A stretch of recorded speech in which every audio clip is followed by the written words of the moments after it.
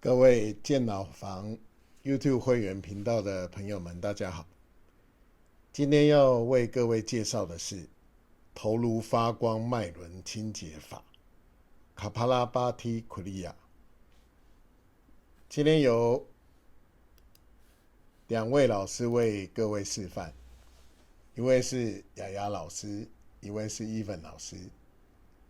好，卡帕拉巴提库利亚头颅发光脉轮清洁法练习的方式，根锁轻轻收紧，跟锁的方式是肛门轻轻收紧，稍微提起来，吸气吸到底层，腹部吸满空气之后，再快速收缩腹部，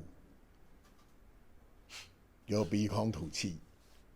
吸气的时候，我们的指令是慢吸快吐，但实际上并不是很慢的吸气，是正常的吸气，只是相对于吐气来说，吸吐，吸的速度比较慢，吐的速度很快速。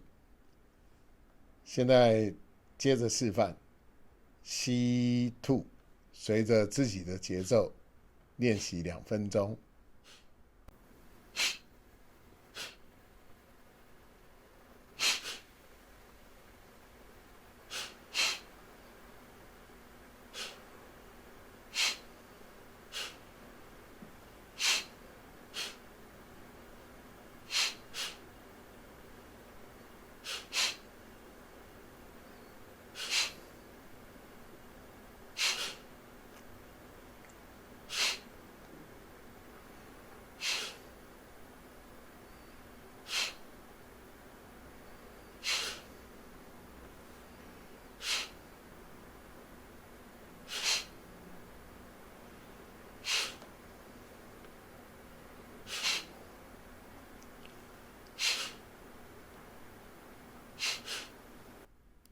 谢谢两位老师的示范。头颅发光脉轮清洁法，顾名思义，练习这个 Kriya， 头部的气脉会变通畅，脸部会出现自然的光彩。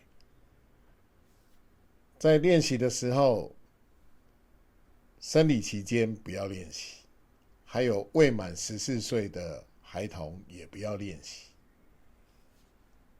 怀孕初期，就是刚怀孕的前3个月，也不要练习。这三种对象是禁忌，其他的人呢，在空腹情况之下都可以练习。哈达瑜伽经里面也提到，连续练习40天，头部会带来自然的光彩，头部的气脉会变通畅，头脑也会变清晰。这个就是卡帕拉巴提库利亚头颅发光脉轮清洁法。感谢各位今天的收看，祝福各位早日获得这个库利亚的好处。谢谢各位。